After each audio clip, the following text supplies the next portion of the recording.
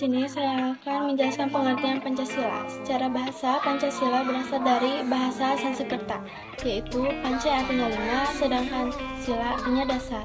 Jadi, Pancasila adalah 5 dasar. Pancasila adalah konsep 5 dasar yang menjadi ideologi negara Indonesia. Pancasila merupakan dasar negara yang dijadikan sebagai pedoman baik bertingkah laku, baik dalam kehidupan bermasyarakat, berbangsa, maupun bernegara. Assalamualaikum warahmatullahi wabarakatuh. Perkenalkan, nama saya Melanie Destrianisa. Saya akan menjelaskan fungsi Pancasila beserta konsep persatuan dan kesatuannya. Pancasila mengandung cita-cita dan tujuan negara Indonesia yang menjadikannya sebagai patokan atau landasan pemersatu bangsa, yang memberikan petunjuk dan sebagai pegangan hidup untuk mencapai kesejahteraan dalam masyarakat. Persatuan Indonesia dalam Pancasila berprinsip Bhinneka Tunggal Ika, yang berarti bahwa bangsa Indonesia tidak boleh terpecah dan harus terus bersatu. Indonesia kan beragam, terdiri dari ras, suku, agama, budaya, etnik, dan karakter yang berbeda dari setiap wilayah. Nah, prinsip kesatuan dan persatuan ini sangat penting dimiliki untuk menjaga keutuhan dan kekuatan bangsa. Dengan adanya sikap persatuan dan kesatuan, masyarakat tentu memiliki tujuan yang sama dan tidak mudah terpecah belah. Persatuan dan kesatuan akan sangat membantu untuk menjaga keutuhan NKRI. Pada persatuan dan kesatuan, tanpa sadar kita akan saling menjaga dan melindungi satu sama lain, sehingga tidak akan ada terjadinya perpecahan. Bagaimana sih apabila Indonesia tidak memiliki dasar negara? Bagaimana sih kalau tidak ada Pancasila di Indonesia? Apabila Indonesia tidak memiliki Pancasila sebagai dasar negara, dikhawatirkan negara ini akan kacau dan kesulitan dalam menyelenggarakan pemerintahan. Kenapa bisa seperti itu? Karena negara yang tidak memiliki dasar negara akan sulit untuk maju dan berkembang, karena tidak memiliki cita-cita, visi, serta tujuan hidup berbangsa dan bernegara. Pada akhirnya, masyarakat dan pemerintah tidak memiliki rasa saling percaya dan upaya untuk memajukan bangsanya. Nah, setelah kita tahu apa konsep dari Pancasila, kita juga harus tahu apa yang menjadi ancaman yang bisa merusak persatuan dan kesatuan bangsa Indonesia. Sebelum kita ke contoh ancamannya, kita terlebih dahulu ke pengertian pada ancaman tersebut. Pengertian dari ancaman yang bisa merusak persatuan dan kesatuan Republik Indonesia adalah segala sesuatu yang mengancam pada keberlangsungan bangsa dan negara sehingga dapat menghambat pada tumbuh dan berkembangnya negara Indonesia.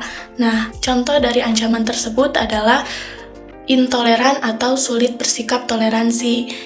Toleransi itu kan artinya saling menghargai, saling menghormati, saling tolong-menolong. Nah, dengan adanya sikap intoleran ini dapat mengakibatkan perpecahan yang dikarenakan sulit untuk saling menghargai, saling menghormati, dan saling tolong-menolong. Nah, dengan merasa pribadi yang paling benar, sikap ini yang bisa merusak persatuan dan kesatuan bangsa Indonesia. Seharusnya dengan adanya Bhinneka Tunggal Ika yang memiliki makna sesuai dengan keberagaman bangsa Indonesia yang tidak hanya beras-ras, bersuku-suku, bahkan berbudaya, tetapi makna pada Bhinneka Tunggal Ika ini jauh lebih luas. Bahwasannya kita ditakdirkan untuk menjadi pribadi yang berbeda-beda tetapi tetap satu tujuan, yaitu Pancasila. Nah, bagaimana sih cara mengatasi pada ancaman ini? Cara mengatasinya adalah memperbaiki diri terlebih dahulu, berlatih diri untuk tidak bersikap egois, dan menerapkan kepada diri agar selalu bersikap toleransi. Apa saja sih yang dapat mengimplementasikan Pancasila dalam kehidupan sehari-hari? Contohnya yaitu satu, ketuhanan yang Maha Esa. Contohnya itu harus menghormati kebebasan dalam menjalankan ibadah dan bertoleransi antara pemeluk agama, walaupun berbeda-beda. Yang kedua, kemanusiaan yang adil dan beradab. Contohnya itu, mengakui persamaan derajat, hak, serta kewajiban antar sesama manusia.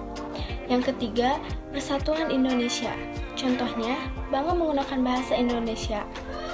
Yang keempat, kerakyatan yang dipimpin oleh hikmah kebijaksanaan dalam permusyawaratan perwakilan.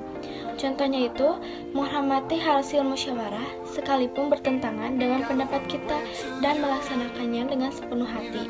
Yang kelima, keadilan sosial bagi seluruh rakyat Indonesia. Contohnya, meningkatkan kepekaan sosial dengan mengadakan kegiatan yang dapat membantu sesama seperti bakti sosial. Apa sih yang bisa kita lakukan untuk menjaga persatuan dan kesatuan? Yang pertama, ada bergaul dengan sesama teman tanpa saling mengejek ras, agama, suku, dan golongan. Contohnya dalam hal agama, kita tidak boleh mengejek teman kita yang non-Islam, dikarenakan misalkan kan non-Islam itu minoritas, nah jadi kita jangan mengejek teman kita yang non-Islam. Yang kedua, tidak membedakan perlakuan pada teman karena suku, ras, agama, dan golongan. Misalkan dia berkulit hitam, nah kita jangan menjauhi orang yang berkulit hitam, nah, dekati aja, rangkul, karena kita sama. Yang ketiga, ada mengikuti upacara bendera dengan tertib. Jadi pas upacara teh jangan datang telat dan jangan bercanda saat upacara.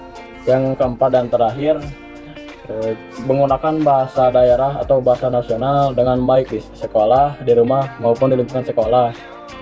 Jadi kita harus berbicara dengan sopan dan baik, jangan berbicara kasar atau tidak senonoh.